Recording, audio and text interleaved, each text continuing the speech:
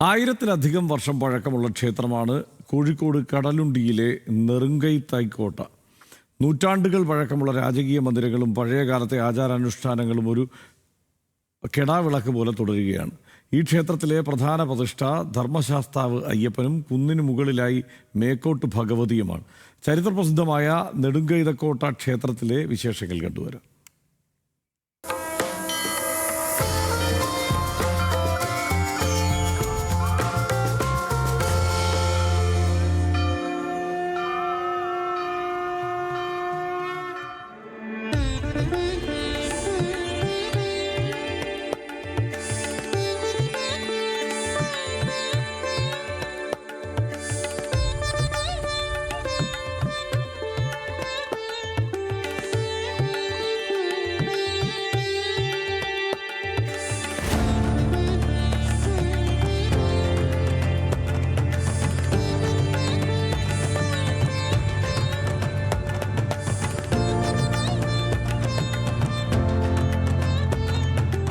കേരളം പല നാട്ടുരാജ്യങ്ങളായി വിഭജിക്കപ്പെട്ട കാലത്തുണ്ടായിരുന്ന പരപ്പനാടിന്റെ ആസ്ഥാനമാണ് കടലുണ്ടി പുഴയോരത്ത് നിലകൊള്ളുന്ന നെറുങ്കൈതക്കോട്ട. കോവിലകവും കളരിയും സൈനിക താവളവും നൂറ്റാണ്ടുകൾക്ക് മുൻപ് തന്നെ നാമാവശേഷമായി. ക്ഷേത്രങ്ങൾ മാത്രം പൊളിച്ചെഴുത്തുകളെ അതിജീവിച്ചു.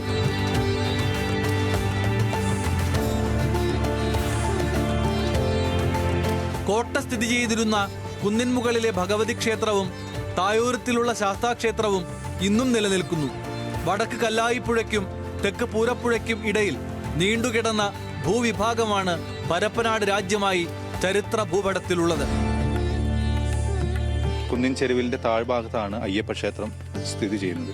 അതുപോലെ തന്നെ മേക്കോട്ട സ്ഥിതി ചെയ്യുന്നതിന് കുന്നിൻ മുകളിലാണ്. വളരെ പ്രകൃതി രമണീയമായ ക്ഷേത്രങ്ങളാണ് ഈ രണ്ട് ക്ഷേത്രങ്ങൾ. ഇവിടുത്തെ താഴെ കോട്ട എന്ന് പറയുന്ന ക്ഷേത്രം അയ്യപ്പനാണ് അവിടുത്തെ പ്രധാന പ്രതിഷ്ഠ. അയ്യപ്പൻ സ്വയംഭൂവാണ് ഇവിടുത്തെ പ്രത്യേകത.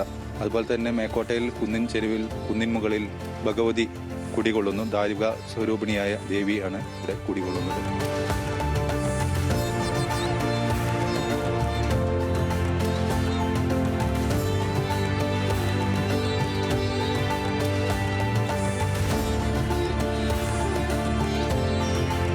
പതിനെട്ടാം നൂറ്റാണ്ടിന്റെ അവസാനത്തോടെ മൈസൂർ പട ആഞ്ഞടിച്ചപ്പോൾ മലബാറിലെ എല്ലാ നാട്ടുരാജ്യങ്ങളെയും പോലെ പരപ്പനാടിന്റെ രാജവാഴ്ചയും തകർന്നു. ടിപ്പു സുൽത്താനെ തോൽപ്പിച്ച ബ്രിട്ടീഷുകാർ മലബാറിൽ സമാധാന ജീവിതം പുനഃസ്ഥാപിച്ചു എന്ന് പ്രഖ്യാപിച്ചിട്ടും തിരുവിതാംകൂറിൽ അഭയം തേടിയ പരപ്പൂർ സ്വരൂപത്തിന്റെ ശാഖാകുടുംബങ്ങൾ തിരിച്ചു വന്നില്ല.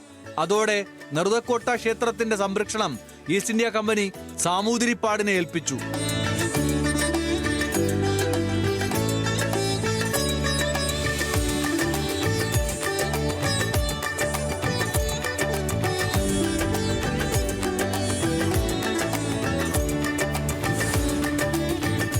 കോഴിക്കോട് മലപ്പുറം ജില്ലകളിലായി 13 ദേശങ്ങൾ ഉൾക്കൊള്ളുന്ന വലിയൊരു തട്ടകത്തിന്റെ എല്ലാമാണ് ഈ ക്ഷേത്രത്തിലെ ദേവതകൾ.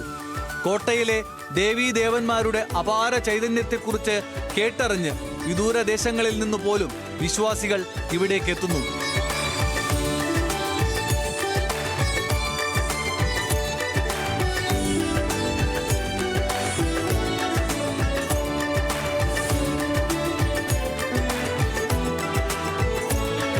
ന്യൂസ് മലയാളം, കോഴിക്കോട്.